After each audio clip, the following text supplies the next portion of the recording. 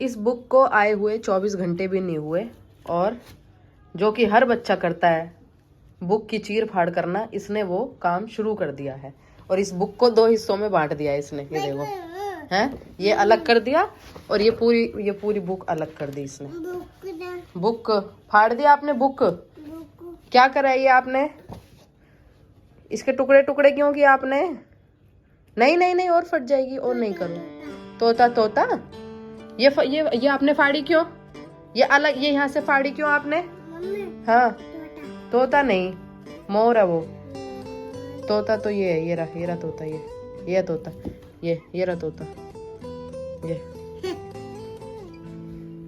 फाड़ा क्यों ये आपने?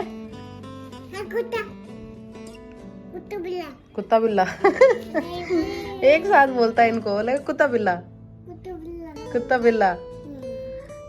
कहाँ है? बंदर है, बल ये रहा। कहाँ है बताओ, कहाँ है बंदर? ये रहा बंदर। अच्छा, और तोता। अच्छा, और है मोर। मोन बोलता है मोर को, क्या है? मोन मोन। और ये क्या है? नंदी घोड़ा। ऊंट, टूट नहीं, ऊंट, ऊंट। सुबह से मैं इसको बोल रही हूँ, ये कैट होती है, ये डॉग होती है। और नहीं, उसको बोलना कुत्ता बिल्ला ही बोलना है उसने।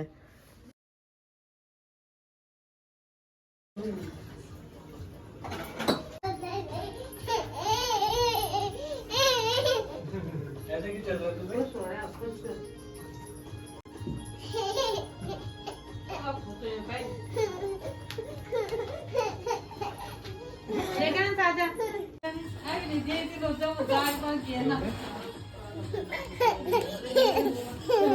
आराम से, आराम से। गोल गोल घूमो, गोल गोल।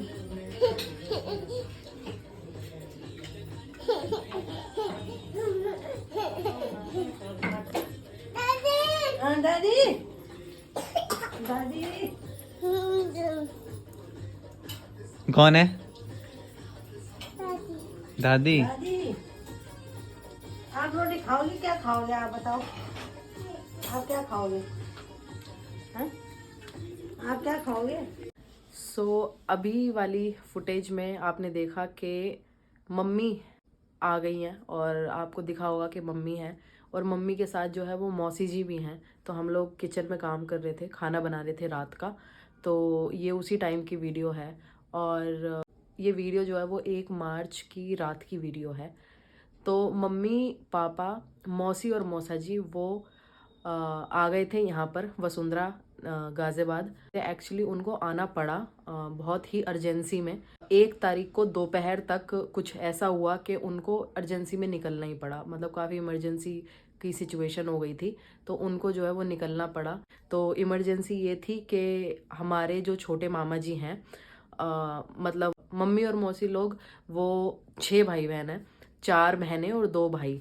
तो जो छोटे वाले मामा जी हैं हमारे, मतलब मम्मी के जो छोटे वाले भैया हैं, मतलब वैसे तो उनसे बड़े हैं बट छोटे मामा जी, तो छोटे मामा जी जो हैं वो हॉस्पिटलाइज थे, और उनकी तबीयत जो है वो काफ़ी दिन से थोड़ा सीरियस चल रही थी, वो काफ़ी बीमार थे। और एकांश के पापा और चाचा भी जो हैं वो हॉस्पिटल में ही थे, पूरा दिन बिजी उनको देखने के लिए गए थे। तो उनकी जो तबीयत थी वो थोड़ा ज़्यादा सीरियस हो गई थी।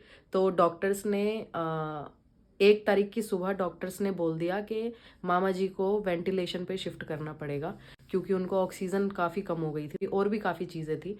तो जब पता लगा कि वो वेंटिलेशन पे पहुंच गए हैं, तो मम्मी लोग फिर रुके नहीं। वो आधे दिन में ही, मतलब आधा दिन हो चुका था, और करीब 2:30-3 बजे के करीब वो लोग वहाँ से निकले, पौड़ी से, मतलब इमरजेंसी में निकले काफ़ी। 1 तारीख की रात को मम्मी लोग पहुँचे 11:30 से 12 बजे के आसपास, और 2 बजे हमको खबर मिल गई थी कि मामा जी जो है वो हमारे बीच में नहीं रहे।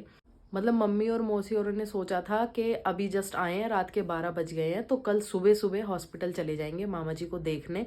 लेकिन भगवान ने वो मौका ही नहीं दिया। 2 घंटे बाद ही हमारे पास बड़े मामा जी की कॉल आ गई कि छोटे मामा जी जो हैं वो अब हमारे बीच में नहीं रहे। और मतलब रात को 2-2:30 बज रहे थे और मम्मी और मौसी लोगों की ऐसी हालत हो गई थी ना कि मतलब संभालना काफ़ी मुश्किल हो गया था उनको। और देहरादून से जो मम्मी की दोनों बड़ी बहनें हैं, बड़ी जेठियाँ हमारी, वो भी आ गए थे 1 बजे रात को। और मतलब सब लोग थे हम लोग घर पे, और अचानक से ऐसी खबर मिली शाम के टाइम पे जब एकांश के चाचा और एकांश के पापा हॉस्पिटल से आए थे, तब उन्होंने बोला कि मामा जी की ऑक्सीजन लेवल थोड़ा अच्छा हो गया है, मतलब जो पहले से थोड़ा बेटर हो गई है अभी तबीयत। तो हम लोग काफ़ी रिलीफ में थे कि अच्छा हो जाएगा, अच्छा हो जाएगा। बट अचानक से ऐसे मतलब हो जाना, उस टाइम पे एक्सपेक्ट नहीं किया था कि ऐसे कुछ हो जाएगा। शाम के टाइम पे थोड़ा उनका रिस्पॉन्स अच्छा हो गया था, तो हमें ऐसे लगा कि नहीं नहीं ठीक होगा और सुबह जाएंगे मिलने के लिए। पर जैसी भगवान की मर्जी, क्या कर सकते हैं अब उसमें, हमारे हाथ में कुछ भी नहीं है। तो फिर उसके बाद सुबह सुबह जो है वो मम्मी मौसी और सब लोग सुबह 4:30 बजे ही घर से निकल गए थे। और अभी इस बात को जो है वो 2 दिन पूरे हो चुके हैं, 2 दिन से ज़्यादा हो गए हैं, तीसरा दिन होने वाला है। और मम्मी और मौसी लोग तब से बस यही बोले जा रहे हैं कि अगर हम 1 तारीख को नहीं आते तो मामा जी के शायद अंतिम दर्शन भी नहीं हो पाते, जो कि एक बहुत बड़ा वो रह जाता हमेशा के लिए। तो ये सब भी करवाने वाला भगवान ही है कि भगवान जी ने 2 तारीख की बजाय उनको 1 तारीख को ही भेज दिया यहाँ पर।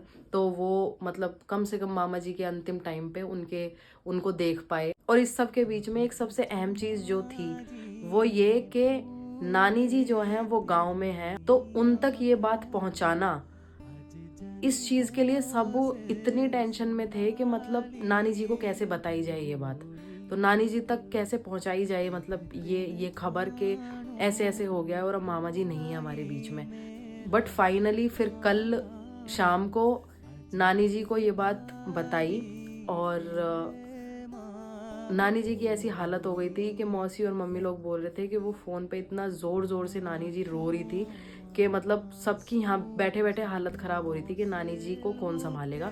तो अब जब हमने नानी जी को ये बात बताई दी है, नानी जी को ये चीज़ पता चली गई है, तो बहुत ज़रूरी है कि नानी जी के पास फैमिली मेम्बर्स में से कोई हो उनका ख्याल रखने के लिए, उनको संभालने के लिए।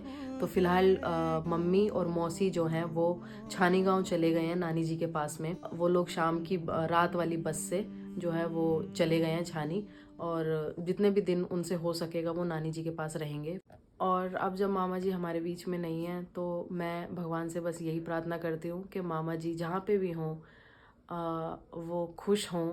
और जितना अच्छा उनका नेचर था, मतलब उनका दिल इतना ज़्यादा बड़ा था ना कि मैं क्या बोलूँ आपको। जितनी भी बातें हमने मम्मी से सुनी है, बस उनका ये रहता था कि मैं उनका बस चले तो वो अपना ऐसे जान निकाल के दे दे दूसरे के लिए, उनका हमेशा से ऐसे नेचर रहा था। तो बस मैं बस यही बोलती हूँ, मैं बस यही प्रार्थना करती हूँ भगवान से कि वो जहाँ पर भी हो भगवान उनकी आत्मा को शांति दे, और वो जहाँ पे भी हो वो बहुत खुश हों, और उनका आशीर्वाद जो है वो हम पर, सब पर, बच्चों पर ऐसे ही बना रहे।